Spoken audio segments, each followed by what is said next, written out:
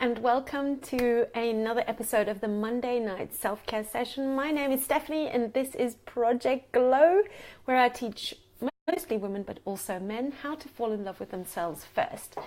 And these Monday Night Self-Care Sessions are all about giving you tangible tools to deal with your emotions, with your mindset, basically just how to handle life at the end of the day. So every once in a while people send me in questions or I pick topics from clients that I'm working with.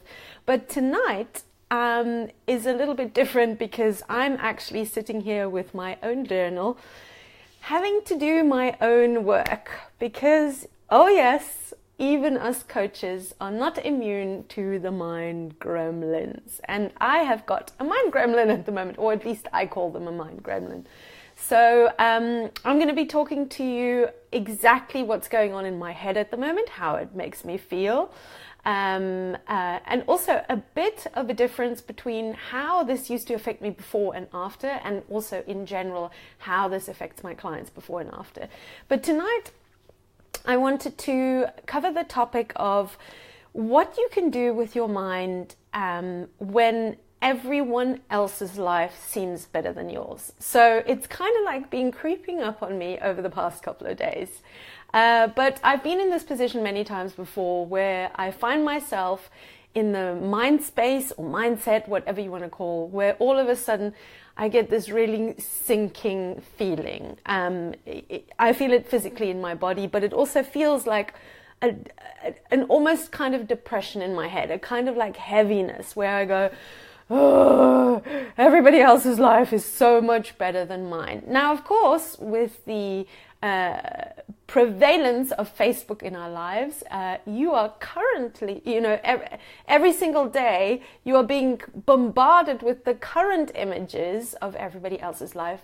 And even though we all know that it's just the highlights reel and it's been photoshopped and filtered within an inch of our lives, because your brain is just quite a basic structure, you do fall into that place, especially if you're on Facebook a lot or social media a lot, where everybody else's life seems so much better than yours. So in my particular case, it's crept up on me in a couple of days, like I said.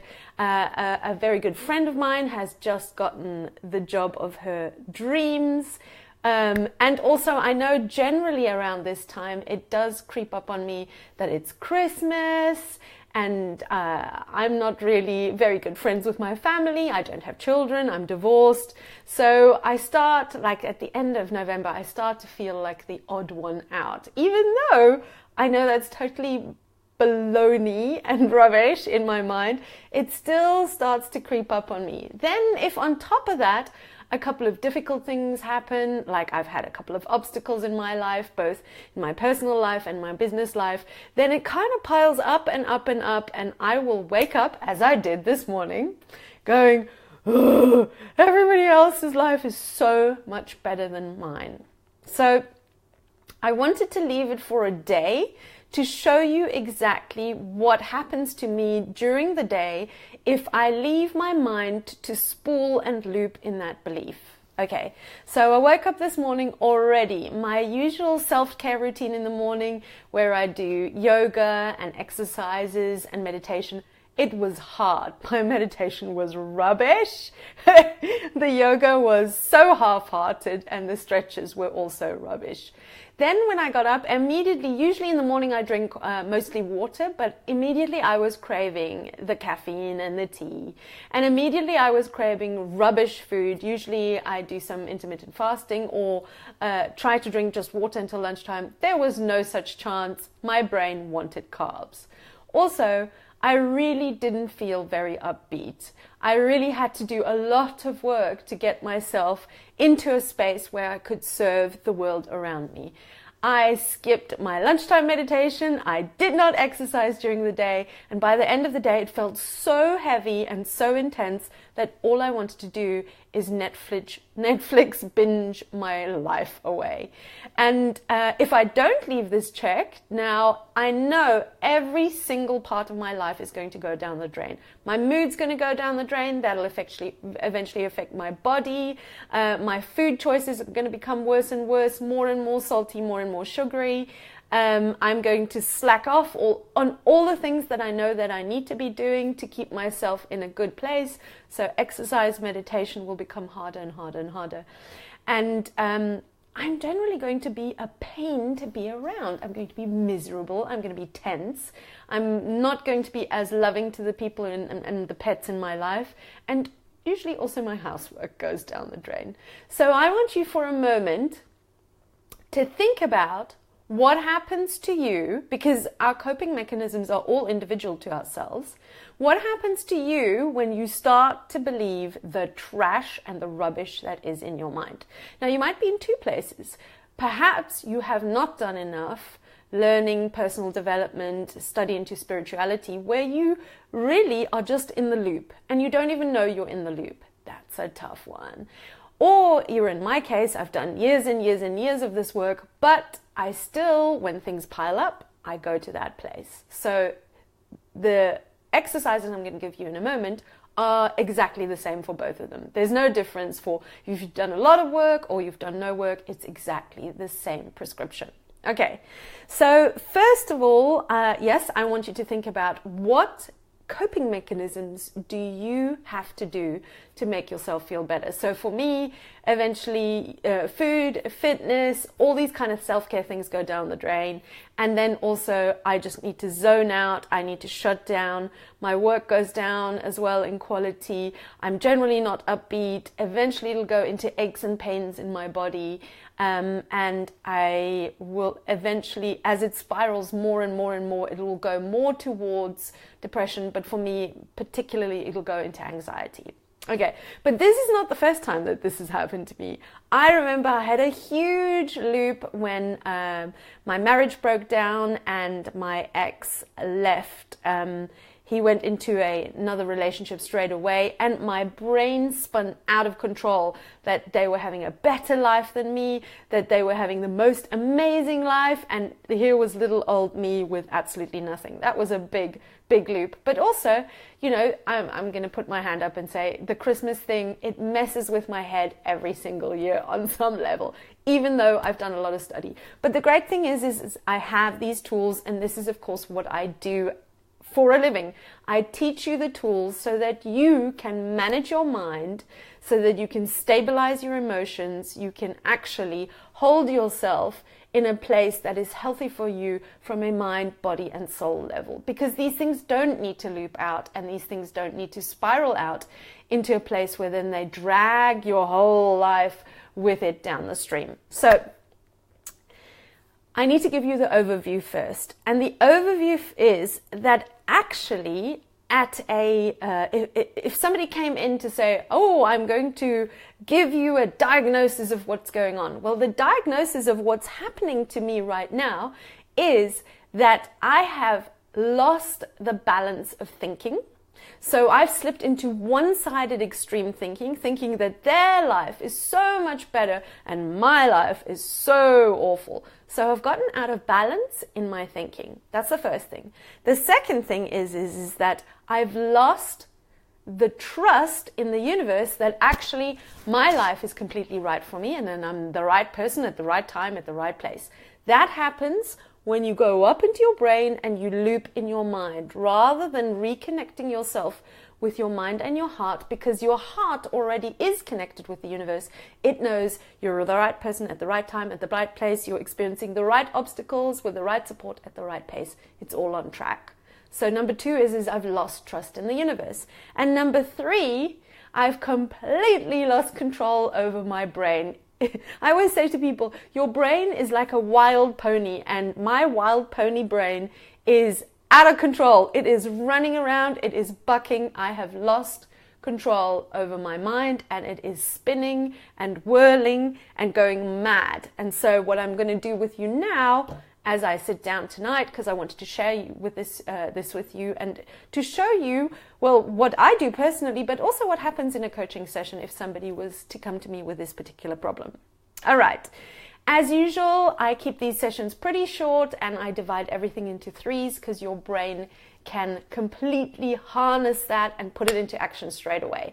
There's also going to be notes. I'm going to post a picture because I do a cheat sheet. You can download that or write your own notes. Please, if you have any questions along the way, type them now. I can see the questions in the comments. And also, if this is a recording that you're watching, please type your comments your questions in the comments below, because there's no such thing as a silly question. You're helping everyone else by voicing exactly how you feel.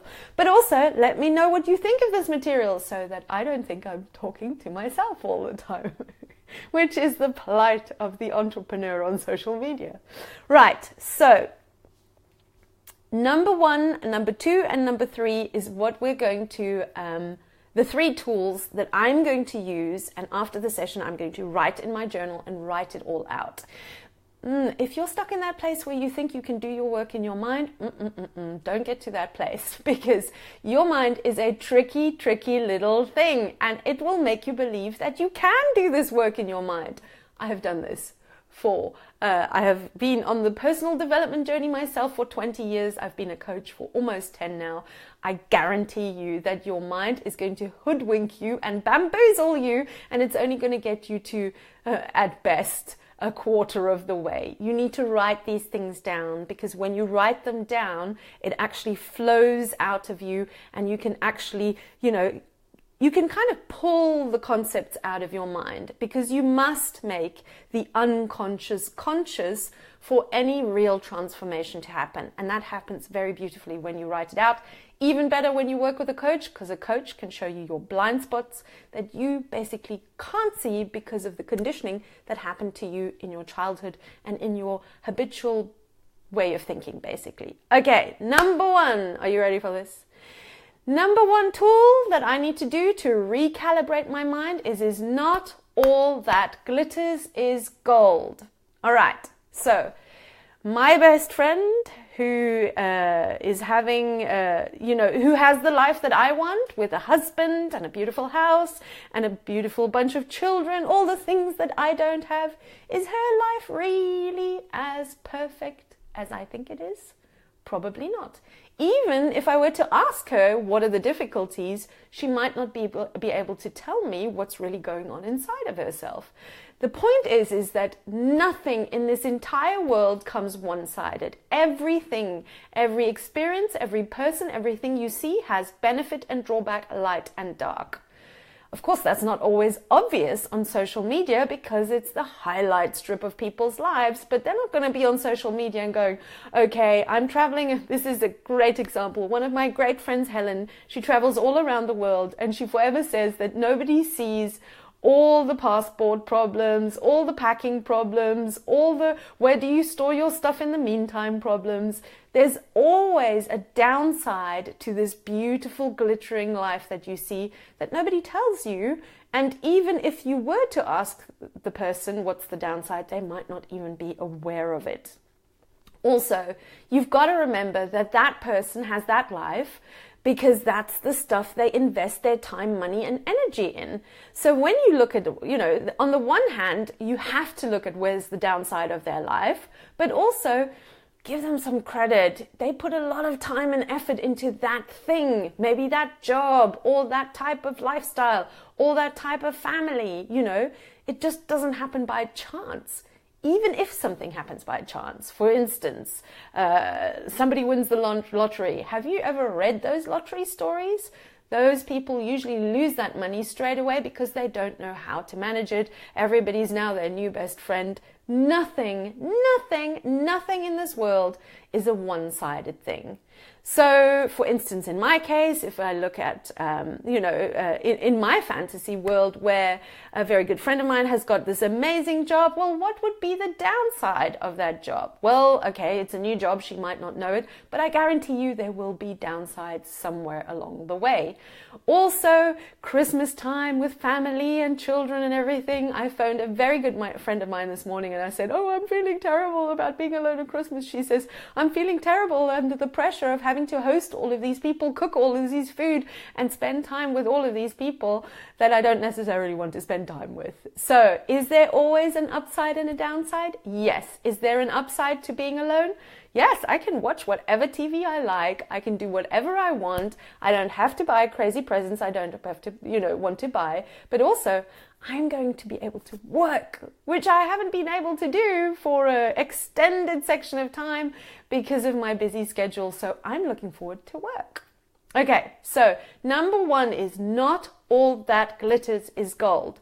The way that I'm going to work this, as soon as I come off this call with you in my journal, I'm going to write down which fantasy I have, that their life is so much better, and I'm going to write down what are the downsides in all 70 areas of life: financial, familiar, physical, on their work, on their children, on their relationships. What are the downsides until they equilibrate, until the upside of what I think is so glittery and gold is equal to the downside. That is tool number 1. Tool number 2 is where is the silver lining to my situation? So in the case of my friend who has the amazing Christmas with her husband, her children, her family, what are the upsides of my Christmas, which is alone, without any responsibilities? What is the upside of that? What are all the things that I get to do? And also, what are the what are the upsides of the obstacles that I actually perceive? So it's kind of the same. So the first thing that I will do as I work on my journal, the first thing I do with every single client session that I start off is if this is all going wrong in your life, what is going right in your life? So first, I balance out what's going terribly wrong in my life and what's going exceptionally well in my life. Because the universe will always sandwich you in the middle of both. You will always have light and dark, because the light supports you and the dark challenges you and grows you. Because nothing pushes you like pain. Nothing on this planet makes you transform yourself more than traumatic events and obstacles and difficulties. So the universe always sandwiches you in the middle of both. So I will write down exactly what's going right and what's going wrong. Also, what is the upside of the thing that I believe is going wrong. And then a really important section that the teacher that I follow, Dr. Demartini, does incredibly well. If you ever want to read a powerful personal development book or get it on Audible, it's called The Values Factor. So the third thing that I'm going to do with this particular tool is I'm going to write down how spending a Christmas alone by myself is actually the perfect thing for my values, for my purpose, for my vision, and for my vision. Mission and vision. I got that wrong. Mission and vision. Purpose and mission and vision, because the universe always lines you up so that you're always going through exactly the most important thing you need to be learning right now to step up to the next level of your life. Now, in my case, I am busy building a business where I'm taking all of my work online. It'll all launch in Valentine's Day, February 2018, where I teach women how to stop self-sacrificing, over-giving, over-caring, overthinking, over everything, and come back to their whole self so that you can actually have the life and the love and the goals that you really, really want to achieve. Okay, is it really a good idea on many levels for me to spend Christmas by myself? Heck yes! Because not only do I get the experience of being alone, which many of my clients go through, also I've got a lot of work to do to hit my deadlines, and also I won't be distracted from all these other things that all these other people have to go through. Are you starting to see how this is actually my perfect Christmas for me? But only when I write it out and I see and I prove to my mind that actually my life is perfectly on track and it is giving me what may on the surface looks like an obstacle, the exact blessing that I need to step up both in a light level and a dark level to the next level of my reaching my full potential. Only then can you relax and will your mind calm down and stop looping. All right, number 3. What are you doing or not doing to draw in the things that you want? So now we're going to talk a bit about energetics. The universe is an energetic place. It works on vibration and energy. Whatever you focus on will flow and gain more energy and become more and more and more. Now, let's ask your mind. How much of your day are you spending focusing on what is not there, the lack, the separation, the anger, the disappointment, and how much of your time are you using your mind to visualize what you want to be, where you want to get? Because, like with my friend's Christmas, I can either use my mind power to get completely embroiled in what I don't have and what's lacking and what's not there, and guess what? The universe will just deliver me more of that. Or I can snap myself out of it and say, what do I really want? What kind of a Christmas do I want? Well, I particularly would like to be in a hot country. I don't want to spend another Christmas here. So my job is to adjust my focus, like switching the program on the TV to what I want. All day long I've been doing that. I catch myself as I'm going into what I don't have and what I don't want and attracting more of that, and I switch the channel. Now I use different tools. I use YouTube videos. I also use meditation. I use visualizations. I have amazing little cards. I have canvases. So all day long I surround myself with reminders to switch the channel. Switch it, switch it, switch it. Because the more time your brain spends in what's not happening, what's not here, what I don't have, it's just going to attract more of that. So I switch my mind again and again and again. And of course, one of the best ways to do that is with an anchor of morning and evening meditations. I'm going to put in the comments below my favorite ones. They're the Dispenza meditations. That anchors me in that place where I'm spending more time in my mind on what I actually want and pulling that in energetically rather than just spinning and looping in what I don't want. And you heard this before, and it's uncomfortable to actually admit it, but your thoughts do not happen to you. You have ultimate choice over them. Just like nobody's sitting you down on a sofa and making you watch TV, you have the remote control. You can choose whether you are focusing on lack and separation and what's wrong, or whether you're focusing and using your mind on what you want, where you want to move forward to, and what you want to attract. So that's the first thing to consider here. Also, you got to take actual action. You know, if let's say that you're sitting there, I was working with a client and she said to me, I'm single, I'm going to spend Christmas alone again, I'm really upset about that. And I said, okay, so what action are you taking physically, energetically, and what action are you not taking? So energetically, it's that mind focus thing, and one of the most powerful ways that you can do that is meditation twice a day, in the morning and the evening, to anchor yourself into the spirit of who you truly are. But then also, what are you doing actively, physically, to pull that situation in? Now, most coaches and most modalities will tell you, well, you need to go out. And you need to go out and date and do this and do that. I disagree completely. Because if you are chasing something on the outside that you are not on the inside first, you're just going to mirror that again and again and again. And so if you think that love is something outside of yourself and you keep looking and keep looking, you will attract emotionally unavailable people, people that are still halfway in another relationship, or they can't just give you that part of yourself. That's why, what are you actively doing? The question is, how much time, energy, money are you investing into becoming the most beautiful, shining, energetically vibrational, outgoingly bright and glowing thing that you could possibly be? Because that way, like a lighthouse, you can attract somebody with a similar vibration. Also, what action are you not taking? Now, for the things that you want, there's always going to be an action that you really don't want to take.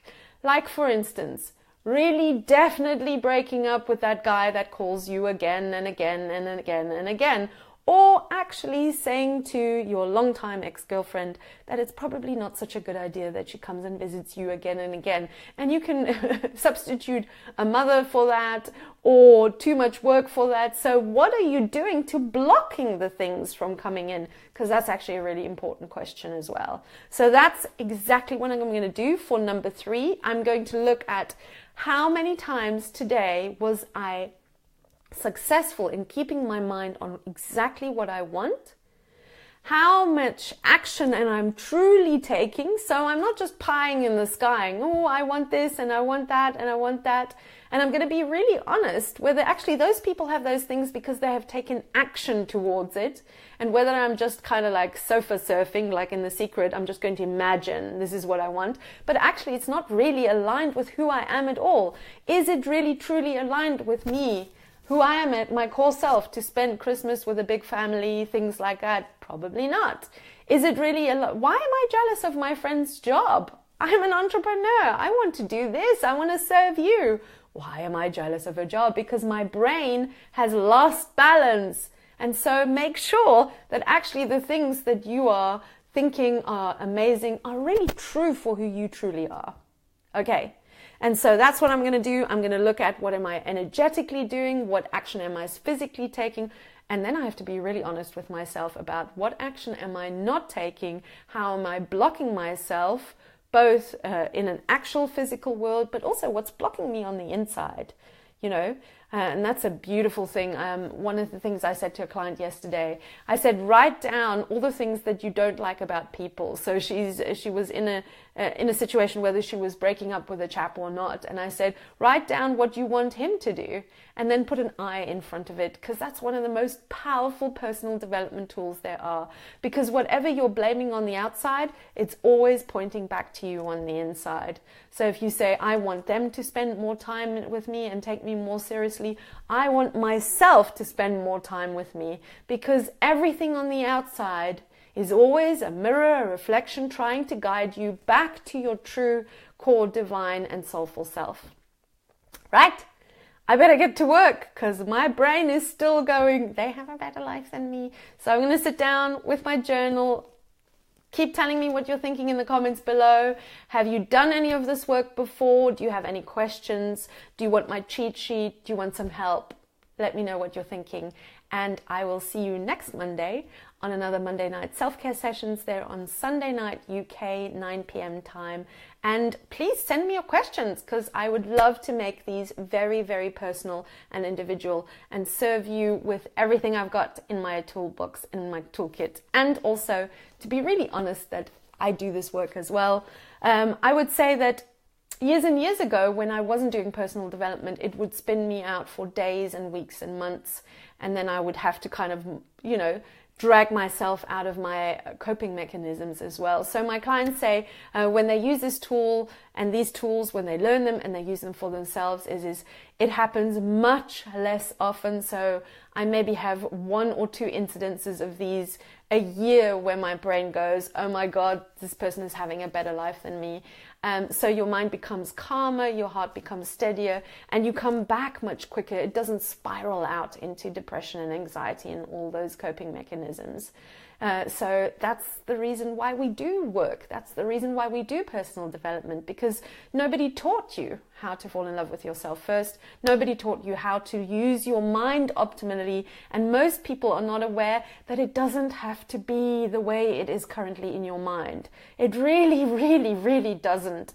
Your brain is a powerful, beautiful machine. And when you know how to use it well, in a healthy and optimal way, it can be so calm. And so I'm going to do that now. I'm going to sit down. I've got my cup of tea and I've got my journal, and I'm going to bring myself back to, number 1, balance, so I can see their life has benefits and drawbacks, my life has benefits and drawbacks, their life is perfect for them, my life is perfect for me.